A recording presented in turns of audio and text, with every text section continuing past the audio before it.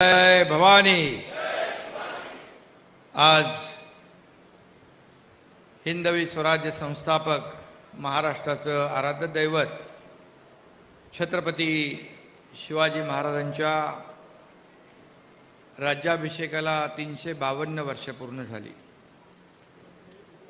आणि आम्ही तिकडूनच राज्याभिषेक करून इथं आलो आणि राज्याभिषेकाचं एक पवित्र मंगल दिवसाचं औचित्य साधून या ठिकाणी माणगाव शिक्षण प्रसारक मंडळाने मातोश्री गंगूबाई संभाजी शिंदे CBSE शाळेचा या ठिकाणी लोकार्पण सोहळा ठेवला।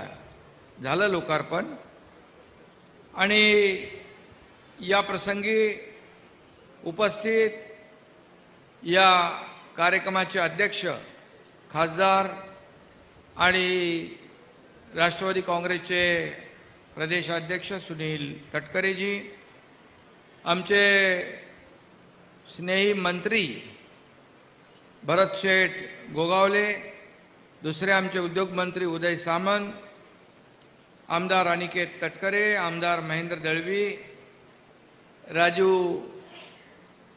ॲडव्होकेट राजू साबळे, अध्यक्ष माणगाव शिक्षण प्रसारक मंडळ, नरेंद्र गायकवाड, शर्मिला सुर्वे, उदय सावंत, देशमुख, शेखर देशमुख, सुभाष केकाने, निकिता साबळे, बाप्पू खानविलकर, प्रमोद घोसाळकर, अनिल नवगणे, महेंद्र मानकर। व्यासपीठावर खूप जास्त लोक आहेत त्यामुळे मी सगळ्यांची नावं घेत नाही आणि माझ्याकडे जेवढी नावं दिली ती सगळी मी वाचलेली आहेत, त्यामुळे कोणाचं नाव राहून गेलं असेल तर माझी चूक नाही, हे पत्र हे देणारच।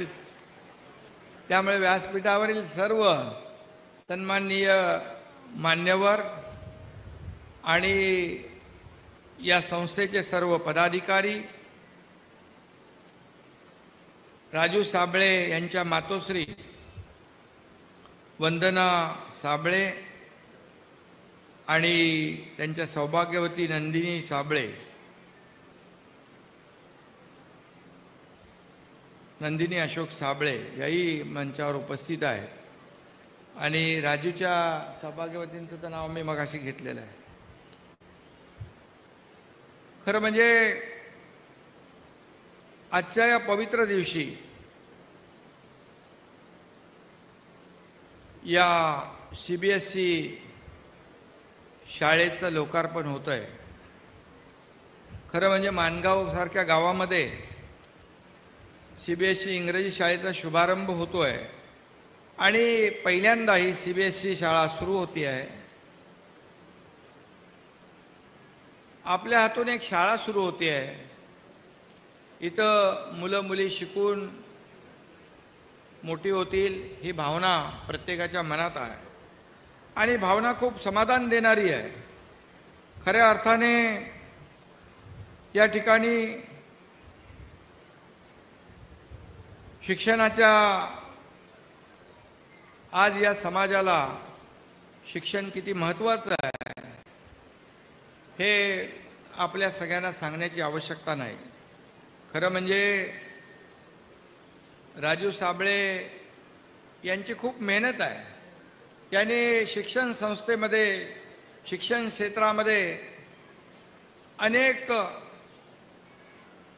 या ठिकाणी त्यांची नर्सिंग कॉलेजला आता मान्यता मिळाली आहे, IT कॉलेज आहे, लॉ कॉलेज आहे, आपलं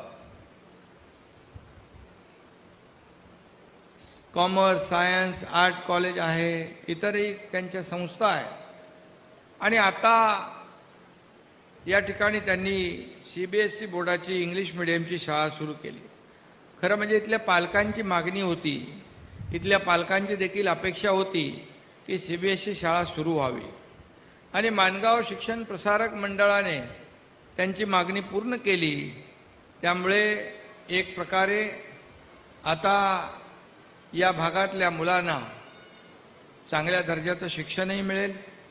खरं म्हणजे जगाच्या सगळ्या स्पर्धात्मक युगामध्ये मराठी शाळा तर आपल्या आहेतच, मराठी आपली मायबोली आहे, मातृभाषा आहे, मराठीचा अपमान, मराठीचा मान सन्मान हा राखला गेलाच पाहिजे.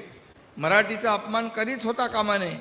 परंतु त्याचबरोबर आता जगाच्या या स्पर्धेमध्ये इंग्रजी भाषा देखील तेवढीच महत्त्वाची झालेली आहे. आणि म्हणून या ठिकाणी CBSE बोर्डाची शाळा सुरू होती आहे. राजीव साबळे यांचं कौतुक करावं तेवढं थोडं आहे. आणि माझ्या मातोश्रीचं नाव याला राजीव साबळे यांनी दिलं. मला खरं म्हणजे एकदा मला कधी राजीव साहेब म्हणाला की आईचं नाव द्यायचं आहे, तर मला बोललं आता कधी शाळा होईल माहीत नाही. परंतु खऱ्या अर्थाने त्यांचा तो माझ्यावरचा अधिकार आहे, बाबा आपल्या हक्काचा माणूस आहे आणि आपल्या परिवारातला माणूस आहे अशी भावना ठेवून त्यांनी मातोश्रीचं नाव दिलं. खऱ्या अर्थाने मी त्यांचं मनापासून अभिनंदन करतो, मनापासून त्यांना खूप खूप शुभेच्छा देतो. खरं म्हणजे तटकरे साहेब आईच्या नावाने माझ्या अनेक संस्था काही कार्यकर्त्यांनी सुरू केल्या. आता त्यांना नाही म्हणू शकत नाही मी. काही शाळाही झाल्या, काही कॉलेज आहेत, काही हॉस्पिटल कॅशलेस हॉस्पिटल देखील केलेली आहेत. त्या हॉस्पिटलमध्ये देखील अगदी बायपाससारखं मोठं ऑपरेशन होतं, बायपास सर्जरी होते, एन्जिओग्राफी, एन्जिओप्लास्टी, बरंच काय काय होतं. आणि असे अनेक उपक्रम सुरू केले. मी स्वतःला भाग्यवान समजतो, कारण खऱ्या अर्थाने आई ही आपल्या सर्वांची पहिली गुरु असते आणि आईच आपल्याला जगण्याचे धडे देत असते, आपल्या मुलांवर संस्कार करत असते. आणि मी आपल्याला विश्वासाने राजू सांगू इच्छितो आपल्या संस्थेला, या शाळेचा लौकिक देशभर पोचेल एवढं यश तुम्हाला मिळाल्याशिवाय राहणार नाही. आणि अशा शुभेच्छा मी तुम्हाला देतो. या मंगल प्रसंगी खऱ्या अर्थाने आईची आठवण आल्याशिवाय मला राहत नाही. कारण आईला देखील वाटत होतं आपल्या मुलांनी खूप शिकावं, मोठं व्हावं. आणि त्या काळामध्ये मी 12वी नंतर शाळा सोडली, परंतु माझ्या लक्षात होतं की आपल्याला आता काही परिस्थितीमुळे शिक्षण सोडावं लागलं तरीसुद्धा खासदाराला मी श्रीकांत शिंदे यांना डॉक्टर केलं, MBBS केलं, ऑर्थोपेडिक सर्जन तो झाला. आणि मला वाटतं खासदार झाल्यानंतर त्यांनी ऑर्थोपेडिक सर्जनचं MS शेवटचं वर्ष देखील पूर्ण केलं. आता तो तिसऱ्यांदा खासदार झालाय. मगाशी तटकरे साहेब मला सांगत होते की तो 4-5 देशांचं प्रतिनिधित्व तिकडे लीड करतोय, भारताचं प्रतिनिधित्व करतोय. नरेंद्र मोदीजींनी, प्रधानमंत्री महोदयांनी भारताची बाजू जगभरामध्ये मांडण्यासाठी जी 6 शिष्टमंडळं पाठवली, त्या एका शिष्टमंडळाचं नेतृत्व खासदार डॉक्टर श्रीकांत शिंदे करताय. आणि रोज ते त्यांना देखील तिकडचं जे काय बैठकीचा इतिवृत्त वगैरे ते पाठवत असतात. खरं म्हणजे अभिमान आहे. खरं म्हणजे पाकिस्तानला धडा शिकवण्याचं काम देशाचे प्रधानमंत्री नरेंद्र मोदीजींनी चोखपणे केलं.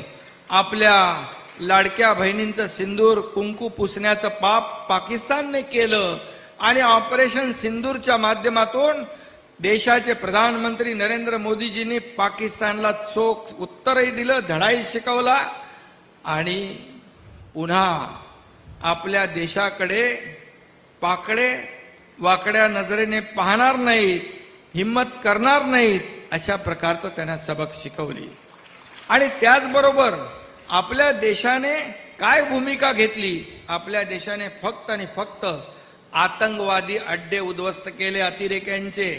कुठल्याही सामान्य नागरिकाला मारलं नाही.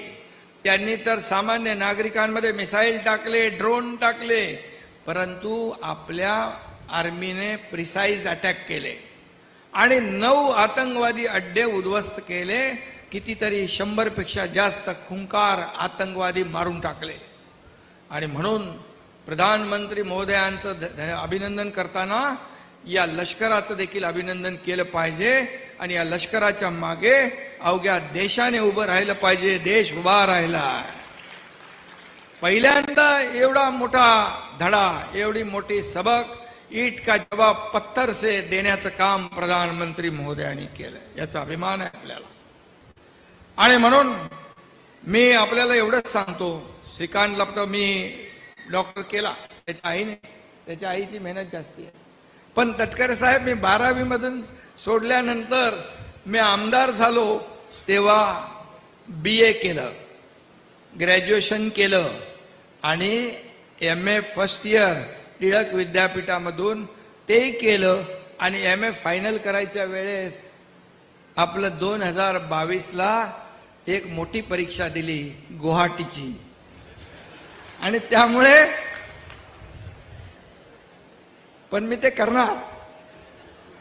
इच्छाशक्ती आहे आणि इच्छाशक्ती, इच्छा दिसेल तिथे मार्ग दिसेल. त्यामुळे ते माझं राहिलंय. आणि या महाराष्ट्रामध्ये सर्वसामान्यांचं सरकार आणलं. माझ्या लाडक्या बहिणी इकडे आहेत, लाडके भाऊ आहेत. आणि मगाशी तुम्ही उल्लेख केला की एक विकासाला चालना देत असताना जो महाविकास आघाडी, इथं काय राजकीय मी बोलू इच्छित नाही, पण अगोदरच्या सरकारने जे प्रकल्प थांबवले होते, स्टे दिले होते, स्थगिती दिली होती, ते सगळी उखडून टाकली आम्ही आणि स्थगिती सरकार बदलून प्रगती सरकार आम्ही केलं, समृद्धी सरकार केलं. आणि मग अटल सेतू झाला, कोस्टल हायवे झाला, नागपूर मुंबई समृद्धी हायवे, परवा आम्ही त्याचंही देवेंद्रजी आणि आम्ही त्याचंही उद्घाटन अजितदादाही होते. आणि आता गेल्या अनेक वर्ष रखडलेला कोस्टल रोड मुंबई गोवा, त्याचे 9 पूल जे आहेत त्याला मान्यता देण्याचं काम मी मुख्यमंत्री असताना केलं. आता त्याचंही काम सुरू झालंय. म्हणून कोकणाला देखील या ठिकाणी जे आपले बीच आहेत, आपलं इथे अतिशय सुंदर या ठिकाणी आपल्या कोकणाचा जो किनारा आहे, सुंदर 720 किलोमीटरचा किनारा आहे. आणि म्हणून त्या कोस्टल रोडचंही काम चालू झालंय. आता मधला नॅशनल हायवेने मी आलोय, तोही बऱ्यापैकी आता बरा झालेला आहे आणि बऱ्यापैकी आता तो चांगला आहे. आणि त्याचबरोबर आपण Mumbai Sindhudurg access control road, greenfield road, तोही आपण करतोय. त्याचं DPRचं काम सुरू झालेलं आहे.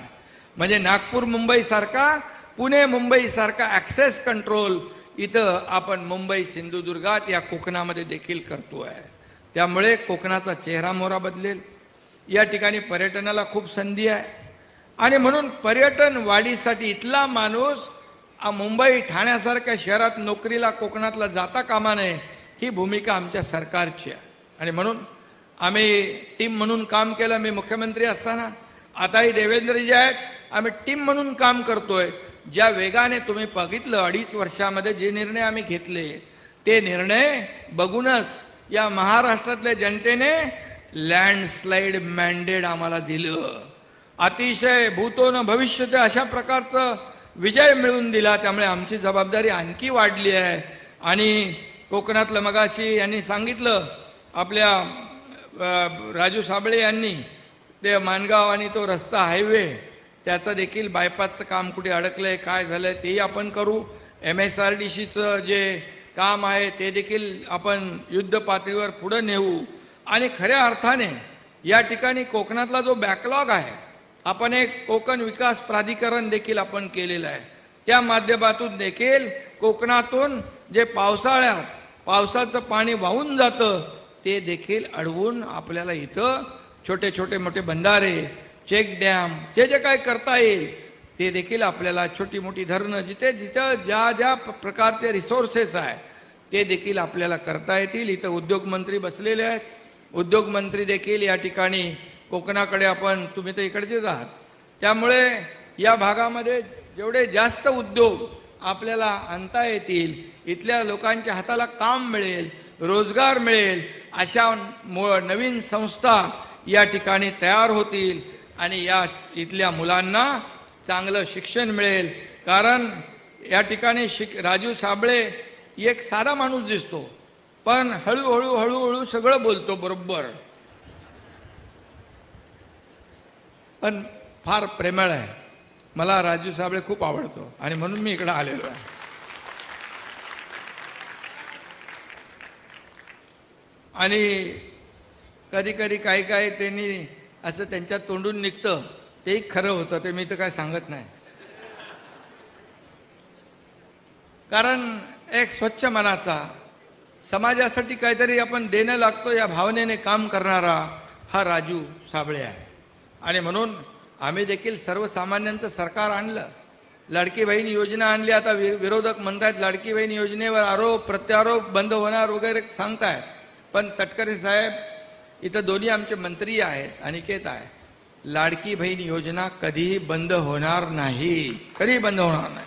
ज्या योजना आम्ही केलेल्या आहेत त्या टप्प्याटप्प्याने आम्ही पूर्ण करणार. प्रिंटिंग मिस्टेक म्हणणारं आमचं महायुती सरकार नाही. छोट्या मोठ्या कुरबुरी होत असतात, ठीक आहे, परंतु या ठिकाणी आमचा अजेंडा काय, मला काय मिळालं यापेक्षा समाजाला मी काय दिलं हे मानून आम्ही काम करतोय. सोन्याचा चमचा घेऊन जन्माला आम्ही आलो नाही, परंतु सर्वसामान्य महाराष्ट्रातल्या जनतेच्या जीवनामध्ये मात्र सोन्यासारखे दिवस आणण्याचा प्रयत्न आमचं सरकार केल्याशिवाय राहणार नाही. हे तर आम्ही करतोय. आणि म्हणून या ठिकाणी KG to PG अशा प्रकारचं शिक्षण आणि आता नर्सिंग कॉलेजपर्यंत ग्रामीण विभागातल्या शिक्षणाची सुविधा या ठिकाणी राजूच्या माध्यमातून या ठिकाणी दिली जाणार आहे. मी एवढंच सांगतो की खऱ्या अर्थाने शिक्षण हा सगळ्यांच्या जिव्हाळ्याचा विषय आहे. आदरणीय प्रधानमंत्री मोदीजी देखील शिक्षणाबाबतीमध्ये फार आपुलकी आणि जिव्हाळा त्यांच्याकडे आहे. आणि त्यांचे वेगवेगळे जे काही बघितले आपण कार्यक्रम, मन की बात, आणि त्याच्यामध्ये शिक्षणाला खूप महत्त्व दिलेलं आहे. आणि म्हणूनच शिक्षण हे काळाची गरज आहे. मला आठवतंय परमपूज्य महामानव डॉक्टर बाबासाहेब आंबेडकर म्हणायचे, शिक्षण हे वाघिणीचं दूध आहे, जो कोणी ते पिणार तो हमखास गुरगुरणार. आपल्याला अशी गुरगुरणारी पिढी तयार करायची असेल तर अशा प्रकारच्या संस्था आपल्याला उभ्या कराव्या लागतील. कर्मवीर भाऊराव पाटलांची सुद्धा या ठिकाणी आठवण येते. आणि त्याचबरोबर या दोघांनी तळागाळातल्या गोरगरीब समाजाला शिक्षणाची गोडी लावली. शिक्षणामुळे माणूस किती उंचीवर जातो हे तर याचं उदाहरण ज्वलंत डॉक्टर बाबासाहेब आंबेडकर आहे. आणि म्हणून महात्मा ज्योतिबा फुले, सावित्रीबाई फुले यांनी सुद्धा अनेकांचा विरोध पत्करून शिक्षणाला चालना देण्याचं काम केलं. गोरगरिबांना या ठिकाणी मुख्य प्रवाहात आणण्याचं काम केलं. त्यांच्या आयुष्यामध्ये बदल घडवण्याचं काम केलं. त्यांच्यामुळेच आज लाडक्या लेकीसुद्धा शिक्षणात पुढे जाऊ लागल्यात. आज मुलीसुद्धा आज कुठेही पुरुषापेक्षा मागे नाहीत. त्याही देखील प्रत्येक क्षेत्रामध्ये आज काम करतायत. आणि म्हणूनच या ठिकाणी शिक्षण मी मुद्दाम शिक्षण विभाग आणि आरोग्य विभाग मागून आमच्याकडे घेतला. आणि याचं कारणच मी या ठिकाणी तटकरे साहेब एका शाळेत गेलो होतो, नाशिकच्या आपल्या जिल्हा परिषदेची शाळा होती, आदिवासी शाळा होती. तिथे गावित नावाचा शिक्षक होता. तिथं मुलं होती. ती मुलं एवढे फास्ट लिहायचे, दोन्ही हाताने लिहायचे, एका हाताने मराठी दुसऱ्या हाताने इंग्रजी, अगदी सुवाच्य चांगल्या अक्षरामध्ये. आणि ते पाढे बोलत होते. आपण कितीपर्यंत पाढे बोलू शकतो? 30 पर्यंत. 1330 पर्यंत पाढे बोलत होते. 1330 पर्यंत ती मुलं. आणि घटनेची सगळी कलमं त्यांना तोंड पाठ होती. आदिवासी शाळा नाशिकमधली हिवाळी गावाची, तिथला तो शिक्षक गावीत अतिशय डेडिकेशन आणि डिवोशनने काम करतोय. आणि मग ही पिढी आपल्याला घडवायची असेल तर शिक्षणाशिवाय पर्याय नाही. आणि म्हणून या ठिकाणी शिक्षण आमूलाग्र बदल घडवू शकतं. खरं म्हणजे नेल्सन मंडेलाचा देखील एक कोट आहे, education is the most powerful weapon with which you can change the world. जगामध्ये बदल घडवण्याची ताकद या शिक्षणामध्ये आहे. आणि ते शिक्षण आता स्पर्धा जी आहे, या स्पर्धेच्या माध्यमातून आपल्याला टिकायचं असेल तर अशा प्रकारच्या संस्था आपल्याला पुढं आल्या पाहिजेत. आणि मगाशी जसं सांगितलं की या शाळेतून कोणी IAS झाला पाहिजे, कोणी IPS झाला पाहिजे, चांगले उद्योगपती झाले पाहिजे, आमच्यासारखे काही राजकीय सामाजिक नेतेही झाले पाहिजे. त्यामुळे राजकारणात देखील आता ही तरुण पिढी जी आहे हे शिकली सवरलेली आहे. आता डॉक्टर श्रीकांत शिंदे तर 4 देशात गेला. हे असं जे काय आहे, राजकीय क्षेत्र काय वाईट नाही आहे. आम्ही देखील काम करत असताना आम्हाला एवढीच भावना आमची असते की आमच्या हातून कामं व्हावीत, जे पद मिळाले त्याचा वापर सर्वसामान्य लोकांसाठी व्हावा.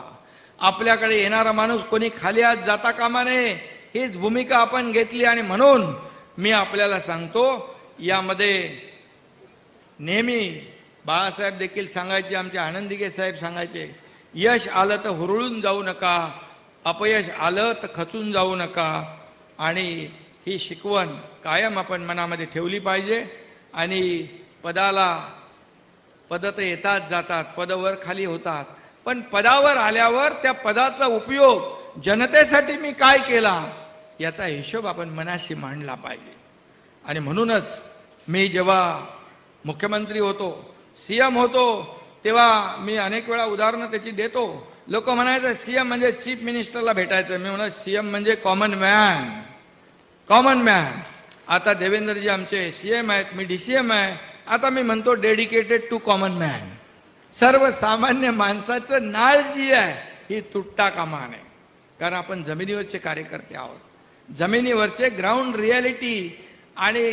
रियालिटी पाहून काम करणारे आहोत, फील्डवर उतरून काम करणारे आहोत. मगाशी तटकरे साहेबांनी सांगितलं की पूर आला की कुठं कोणी जातो, मदत करतो, हे करतो. मग कोल्हापूरचा पूल असो, सांगलीचा असो, महाडचा असो, चिपळूणचा असो, अगदी केरळचा असो किंवा उत्तराखंडमधला असो, किंवा आता मी श्रीनगर काश्मीरमध्ये जेव्हा आपल्या लोक अडकले त्यावेळेस त्यांना देखील रेस्क्यू करायला हा एकनाथ शिंदे काश्मीरमध्ये गेला होता. त्यामुळे आपल्याकडे जो अधिकार आहे तो अधिकाराचा वापर सर्वसामान्यांचं दुःख हलकं करण्यासाठी केला पाहिजे. आणि म्हणून राजकारणामध्ये काय मिळालं यापेक्षा मी काय समाजाला दिलं हे पाहून आपण काम केलं पाहिजे. मी आपल्याला एवढंच सांगतो, राजू तुम्ही एक चांगलं काम सुरू केलेलं आहे आणि याच्यामध्ये आणखी तुमची प्रगती होऊ द्या. तटकरे साहेब तुमच्या अनिकेत तर मला वाटतं संस्थेत आहे आणि तुम्हाला सगळ्यांचा आशीर्वाद आहे, सपोर्ट आहे. इकडे 2 मंत्री पण आहेत. एक मंत्री आपले रोजगार हमीचे उद्योग मंत्री आहेत. उद्योग मंत्री दोघंही तुमच्या मागे आहेत आणि हा एकनाथ शिंदे तो तुमच्या पाठीशी उभा आहे खंबीरपणे. त्यामुळे तुम्ही या क्षेत्रामध्ये खूप पुढे जा, अशा प्रकारच्या शुभेच्छा आपल्याला देतो. राजू खऱ्या अर्थाने एक सच्चा कार्यकर्ता आहे, सर्वसामान्य कार्यकर्ता आहे, सर्वसामान्यांचं दुःख वाटून घेणारा कार्यकर्ता आहे. याचा मला आनंद आहे, याचा मला अभिमान आहे. अशी माणसं समाजात जेव्हा वाढतील तेव्हा समाजाचं दुःख हलकं करणाऱ्यांची संख्या वाढेल आणि समाजातलं दुःख कमी होईल, प्रश्न कमी होतील. आणि म्हणून मी जाता जाता एवढंच सांगतो, वास्तुस या नाव तुझे मातोश्री, वास्तुस या नाव तुझे मातोश्री, इथे विद्येचे दान मिळेल या पिलांसी, जेव्हा घेतील ती उत्तुंग भरारी आकाशी, तेव्हाच मिळेल खरे समाधान तुझ्या मनाशी. हे एवढं बोलतो. आणि खऱ्या अर्थाने या संस्थेमधून वेगवेगळ्या क्षेत्रामध्ये उत्तुंग भरारी घेणारे विद्यार्थी घडो, एवढ्या शुभेच्छा देतो. धन्यवाद.